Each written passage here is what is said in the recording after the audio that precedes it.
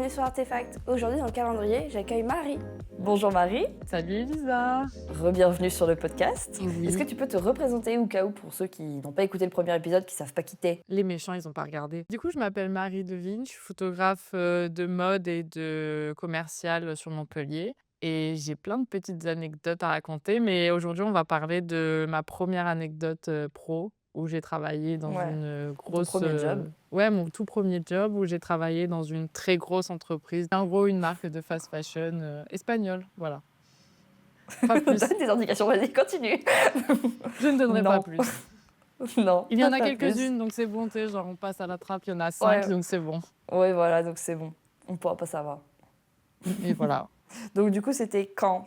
Tu venais sortir d'école ou t'étais encore en école? En fait, ce qui s'est passé, c'est que durant mon BTS photo entre 2015 et 2017, je devais réaliser plusieurs stages dans des entreprises pour valider le BTS. Et en fait, on s'est retrouvés avec un prof de sensitométrie et technologie.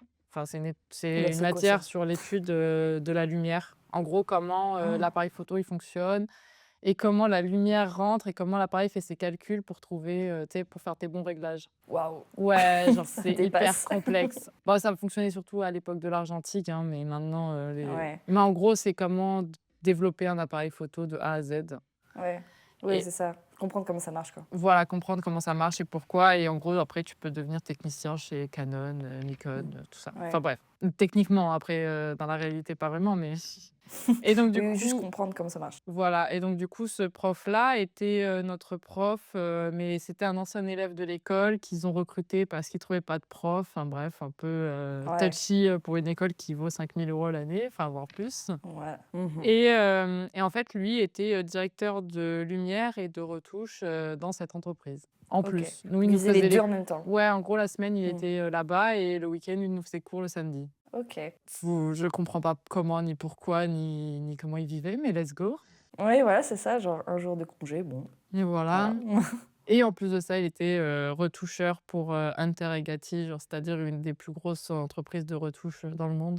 Ouais, mais qu'est-ce qu'ils faisaient? Ils dormaient jamais. Il ne dormait jamais, clairement. Et en fait, il nous dit: «Écoutez, vu que vous avez des stages à faire cet été, moi, dans mon équipe de retouche, il y a beaucoup de gens qui s'en vont l'été pour les vacances et j'ai besoin de monde pour mon équipe», en gros. Et du coup, il nous dit: «Bah, qui veut venir postuler? Juste, par contre, c'est à Barcelone, donc il faut savoir parler un espagnol un minimum ou alors en anglais et avoir un minimum de retouches, mais bon, vous connaissant et genre vous avez tous les niveaux parce qu'on était une classe de filles et voilà. Donc il est là en Mm. mode par contre, c'est un stage de 3 mois, donc on arrivera à goupiller avec l'école pour que ça fasse l'entièreté de vos stages de cette année-là Mm.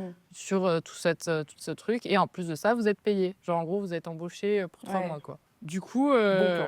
bon plan de ouf, enfin, genre première expérience, on travaille dans une des plus grosses entreprises genre espagnoles, enfin genre c'est quand même un Mm. truc de ouf quoi, qui pèse des milliards, enfin bref, t'es là en mode bah, let's go. Et Bah au ouais. final, je suis la seule sur 11 filles à se motiver à faire ça. Ah, ça faisait peur en fait. Ça faisait Oh, peur c'est en vrai que fait. Ça fait peur. Ça fait Oui, peur, oui. genre en vrai t'as 18 ans, 19 ans pour certaines, enfin même un peu plus hein, parce qu'un BTS t'as un peu tous les âges, mais vas-y, moi j'avais Mm. 18 ans et genre du coup ça faisait peur à tout le monde et personne voulait y aller parce que ah mais je parle pas assez bien espagnol et j'étais en mode mais je parle pas espagnol, enfin genre j'ai un LV2 de lycéen quoi, enfin genre à part parler de la notion de pouvoir qu'on nous a appris pour le bac, c'est bon quoi.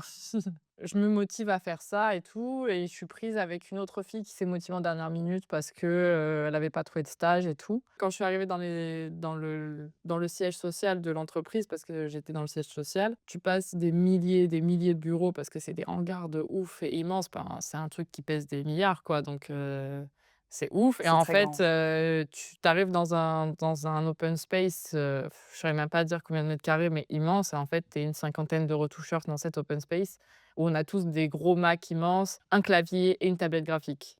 Et genre, t'as pas de souris, Mm. t'as rien, t'as qu'une tablette graphique. Donc, quand je suis arrivée là-bas et que je savais à peine utiliser une tablette graphique, j'étais là en mode OK, c'est la panique, mais ça va aller. Tablette graphique, en vrai, si tu prends le pli, après tu fais que ça. Ouais, ben moi Moi, j'ai eu des maintenant, périodes tablette graphique. je vis tablette Là, je suis graphique. retournée. Je ne Ouais. peux plus être avec une souris ou un pad ou même un Ouais. écran plus petit qu'un 27 pouces. Tu vois, genre, je suis là en mode mais comment faites-vous pour travailler, les gars? Du coup, j'arrive à mon poste de travail avec une cinquantaine de retoucheurs espagnols avec de la musique espagnole en plus, ou alors de la musique française, mais genre, voyage, voyage. Et tu là en mode: «Waouh, où est-ce que j'ai atterri? Genre j'ai 18 ans, qu'est-ce que je fous là?» Et la meuf, elle me parle espagnol super vite alors que j'arrive pas à aligner 4 mots bien comme il faut, tu vois? Surtout, il parle trop vite, Ouais, surtout. après genre à côté de moi, elle était vraiment c'était un amour et en fait, du coup, ils m'ont Mmh. assignée à la retouche, e-commerce femme. Donc du coup, je retouchais toutes Mmh. les photos de e-commerce, femmes, portées et ma collègue, OK, enfin ma pote qui était avec moi, elle retouchait tous les packshots. Elle, elle a vraiment eu le OK. job de merde parce que c'était chiant les packshots à retoucher. Genre je la plains. Mmh. Genre elle a pas passé un très bon stage alors que moi j'ai passé le meilleur stage de ma vie, tu vois? Enfin un stage, Mmh. job même parce que c'était 3 mois et que c'était Ouais. rémunéré, quoi. Et donc du coup, nous voilà embarqués, pour, 3 mois de stage là-bas où on a appris à faire de la retouche photo, de e-commerce en gros. Donc en gros, Mmh. on retouchait, toutes les photos e-commerce du site web. Donc l'avantage de cette enfin de ces grosses entreprises, c'est que les photos, elles sont envoyées d'abord à des entreprises, Tierce. tierces, voilà, on va dire ça comme Mmh. ça, qui font tous les détourages pour nous. Genre qui détourent, Mmh.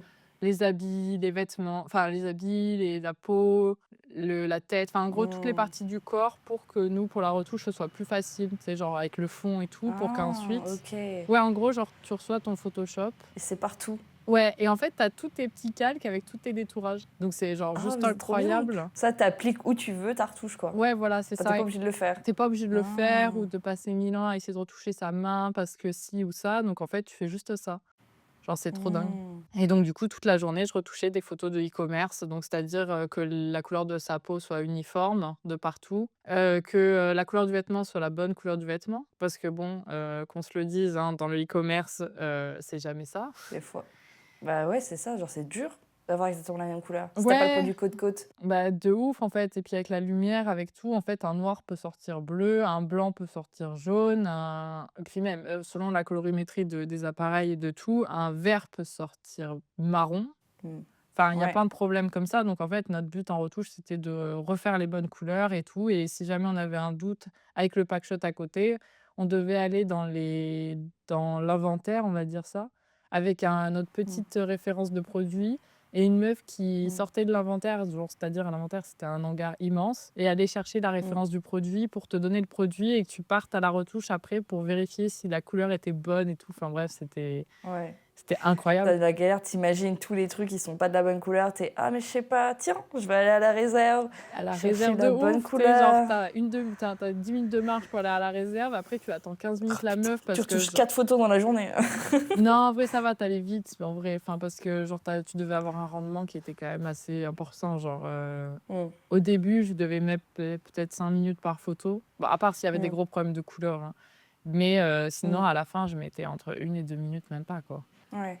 Mais le problème dans tout ça, c'est que, bah, changer les couleurs, c'est une chose, faire que elle soit uniforme, c'est une chose, changer la couleur du fond pour que tout soit uniforme sur le site, c'en est une autre et c'est cool. Par contre, on était quand même en 2016 et en 2016, il fallait savoir qu'il fallait retoucher tout le corps de la femme pour qu'elle soit parfaite et il y avait pas encore Ouais. toutes les lois qui disaient qu'il fallait, enfin, Le comment mentionner quand c'est le retouché. mentionner et Mmh. éviter de trop retoucher, le body positif et tout qu'il y a maintenant, parce que maintenant sur les sites, de ces marques-là, C'est il y a obligatoire. ça Ouais. va et c'est à peu près clean la manière dont ils retouchent, mais moi le nombre de fois où, on est passé derrière moi et on m'a dit: «Celle-là, ça va pas du tout, elle est énorme la femme». Tu sais genre, j'étais en mode: «Elle est énorme». Ah Genre, ouais, elle fait un ça allait pas. 34, genre c'est pas normal que tu me dises qu'elle est énorme, tu vois? Donc du coup, je Ouais. devais faire fluidité et là, remaigrir encore. Et genre, Mmh. c'était vraiment ma hantise la plus profonde de remaigrir les meufs alors que je les avais déjà maigries et que ça me tuait de la maigrir et genre je faisais le minimum syndical, tu vois? Genre en mode, je l'ai Mmh. fait parce que je dois le faire et que je suis payée et que je dois le faire, mais sinon genre, vraiment ça me bute, quoi. Fallait tout refaire, genre qu'elle soit parfaite. Heureusement que maintenant c'est beaucoup plus réglementé. Ouais, maintenant c'est réglementé, mais en 2016, c'était vraiment très, Et bah, tu il pouvais faut retoucher à l'infini. ouais, de ouf. En Mmh. fait, il faut qu'elle soit maigre et que genre et en fait, des fois, Mmh. le vêtement, bah, il est ample et genre le vêtement, il est ample, tu vois? Genre je peux pas et en fait, bah, il me disait: «Non, Ça non, coupe, non, quoi. bah, non, tu remaigris quand même un peu». Donc en fait, quand tu reçois un produit et que c'est pas du tout ce que tu as enfin, entre la photo et toi, il y a un décalage, bah, c'est à cause de nous, en fait Ouais. et c'est C'est horrible. chaud, hein. Du coup, voilà, j'ai passé tout mon temps à faire des retouches et ce qui est cool aussi, c'est qu'on m'a emmenée sur des setups de shoot et donc du Mmh. coup, sur ces grosses entreprises, tu arrives dans d'autres hangars immenses, où tu as, 8 shootings en live, en direct, en permanence parce que bah, vu que c'est de la fast Bah fashion, oui. il y a tous les jours des nouveaux produits sur le site et tous les jours, ça s'arrête jamais. Et donc, du coup, Mm. en fait, tu arrives sur ce gros setup où il y a 3 shootings femmes en même temps, 2 shootings hommes, un shooting enfant, un shooting pack shot. Enfin, genre, t'es là en mode waouh, Ouais. mais ça s'arrête jamais. Et t'as tout le monde qui a de la musique en Mm. même temps. Oh non, le brouhaha du truc. Genre, oh Ouais, et ton, non. ton studio à toi, il doit faire, je sais pas, il doit faire genre 50 mètres carrés, l'espace où toi tu shootes. Mm. Genre, tu sais, où t'as des cyclos partout avec des grandes toiles Ouais. pour faire une lumière hyper uniforme et tout doux et tout. Mm.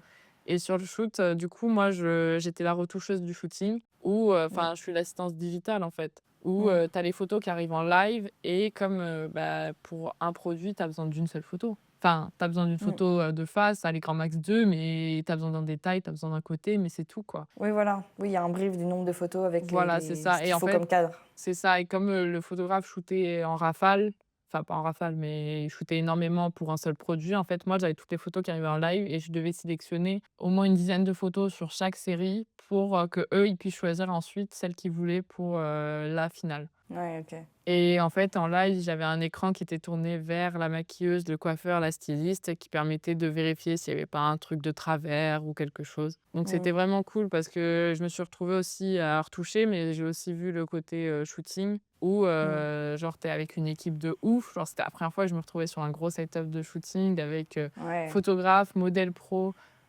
coiffeur, maquilleur, styliste, et avec moi, il y avait aussi une femme qui faisait tout le commercial, tu sais, qui scannait les produits pour que les photos et la référence du produit, du coup, se soient associées après Ouais. sur le site. Ouais. Enfin, toute Ouais, une ça simplifie le logistique, truc, ouais. et la retoucheuse qui est là et qui, check tout et qui vérifie la balance des blancs pour pas qu'il y ait de problème de ci, de ça, de machin, enfin. Mm. Et tu là et tu pendant, 5 heures avec eux à shooter un maximum de produits et à enchaîner les produits, juste à sélectionner des photos et ils sont là en mode: «Ah waouh, c'est amazing!» et toi, tu es là en mode: «Ouais, mais c'est Ouais, ça cool te en fait vrai». une première expérience en fait où on te met sur un énorme truc dès le début, tu vois. Ouais, c'est Parce qu'au ça moins en tu fait. vois. Tu te mets direct dans le bain de: «Waouh, c'est donc ça un vrai shooting, quoi». Ouais, c'est ça un vrai truc où chaque personne a vraiment un rôle précis. Ouais, en fait, tu peux pas Et empiéter sur les enfin, autres. ouais, voilà, chacun est spécialisé dans son truc, tu vois. C'est ça et toi, Et c'est ça t'arrives qui et fait t'as la. ju Ouais.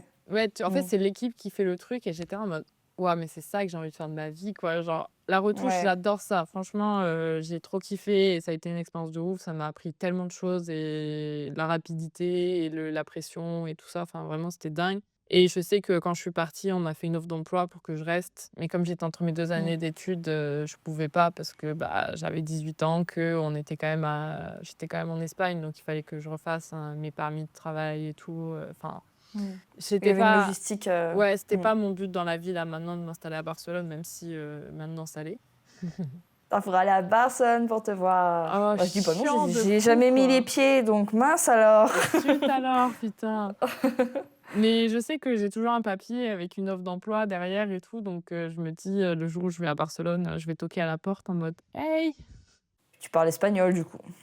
Bah, j'ai appris là-bas. Il y a l'anecdote qui est trop drôle, c'est qu'en Espagne, tu peux arriver et dire, buenas, genre ça veut dire buenas tardes, buenos dias, enfin genre en mode, bonjour, Ouais. quoi.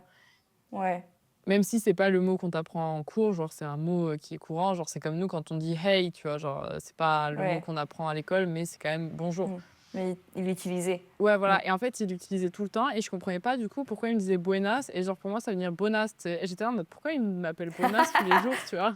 Et un jour j'ai Ah, il compris et m'insulte tous j'étais les là en jours. mode: «Mais putain, je suis vraiment teubée quoi». Au bout d'un mois quand même, j'étais là en mode: «Il a quoi lui à m'appeler buenas tous les jours, quoi?» Ah, il dit juste bonjour. Eh. C'est ça, tu vois? Non, mais vraiment trop drôle. Voilà mon niveau Le d'espagnol quand je malentendu. suis arrivée, quoi. Mm. Et à Le la malentendu. fin, c'était très drôle parce que, bah, je finissais par, rigoler aux blagues de tout le monde et on faisait des blagues Mm. entre nous et j'étais là en mode: «Ah waouh, ça y est, je suis vraiment, l'espagnol T'as que je pensais compris. être, quoi». Mm. Même si j'ai Ça, beaucoup c'est trop perdu bien. avec le temps parce que, bah, tu sais, quand tu es 3 mois sur place dans un pays, tu apprends grave à parler la langue et tu comprends les tics de Mm. langage. Mais enfin, voilà, c'est ma petite anecdote, Ouais. travailler dans une grosse entreprise, Pour une commencer sa carrière, quoi. commencer sa carrière là-bas parce que grâce à ça, en fait, c'est con, mais sur le CV, tu dis que tu as travaillé dans cette entreprise-là, même si c'est que 3 mois, tu as travaillé là-bas et tu as eu une offre d'emploi derrière et t'as quand même un backup de ouf, surtout, rien que dans les vidéos et les photos que j'ai, parce que j'ai pu les publier quelques mois plus tard pour pas la confidentialité et tout, mais j'avais le droit de faire des Mmh. captures écran, j'avais le droit de faire tout pour Ouais. montrer vu que c'était dans l'optique d'un stage et que le responsable de tout, c'était mon prof, il était OK. Donc du coup, j'ai Mmh. des avant-après de tout ce que j'ai fait et donc du coup, j'ai un gros backup là-dessus, quoi et du coup, grâce à ça, j'ai pu rentrer dans d'autres entreprises, bon là, j'ai le droit de le dire, mais genre comme chez The Next Mmh. Door, c'est Mmh. un gros de la sneakers et de la street fashion, en France. J'ai pu Mmh. rentrer chez eux, puis grâce à ça, j'ai pu rentrer ailleurs. Enfin, en fait, c'est Mmh. ma première entreprise qui m'a C'était ta permis première porte, ouais. ouais, ma première Mmh. porte que j'ai prise et c'était vraiment une grande porte et donc du coup, suite à ça, genre juste, mes références parlent de moi et petit à petit, en fait, ça parle, puis ça parle, puis c'est l'enchaînement qui Ouais. se fait, quoi. Je dirais pas que j'ai eu beaucoup de chance, enfin si, j'ai eu de la chance, mais la chance, tu la provoques, quoi. C'est comme tout, Bah j'aurais oui, parce pu que t'as jamais as eu le accepter courage de te dire, «Vas-y, j'y vais», quoi. ouais, genre, j'ai Comme tu 18 disais, ans, j'ai à peine mon permis et je m'en vais, à dans un autre pays. 3-4 heures de chez mes parents et je suis Mmh. toute seule dans un pays que je connais pas et je dois faire plein de démarches, administratives et travailler avec des Ouais. gens que je comprends pas la langue et mais let's go, quoi. Ce qu'il faut retenir, c'est qu'il faut prendre les opportunités même si elles font peur. Il faut foncer, quoi. Genre, au pire des cas, ça marche pas, c'est pas grave. Au meilleur des cas, Tu ça toujours quelque chose. fonctionne. Ouais, de ouf, Mmh. ça en vient même un peu, au podcast qu'on a eu toutes les 2 sur les red flags. Genre, en vrai, il y Mmh. a pas de mauvaise expérience. Tu apprends toujours des choses, des gens, Ouais. que ce soit positif ou négatif. Mais pour le coup, je peux dire que ça a été vraiment une expérience très positive, même si, j'approuvais pas tout ce qui se passait dans l'entreprise. C'est des bonnes expériences qui apprennent beaucoup et qui forgent et qui permettent de développer plus de choses derrière, quoi. Merci beaucoup pour ton témoignage. Je trouve ça hyper inspirant et c'est exactement ce qu'il me fallait pour le calendrier, pour terminer l'année, tu sais, pour donner une nouvelle impulsion pour la nouvelle année. C'est Parce ça. que je sais que la fin d'année, c'est un peu une période, en tout cas pour moi, un peu déprimante, parce que du coup, je suis un peu en mode qu'est-ce que j'ai fait cette année? Bah, j'ai rien fait de fou, tu vois. Oui, puis Et c'est décembre, c'est dur. pas un bon mois pour travailler en plus. Du coup, je me dis, bon, voilà, une petite dose de bien. De positivité et de relan pour 2025. Voilà, c'est ça. Eh bien, on se retrouve demain pour un prochain épisode. Salut!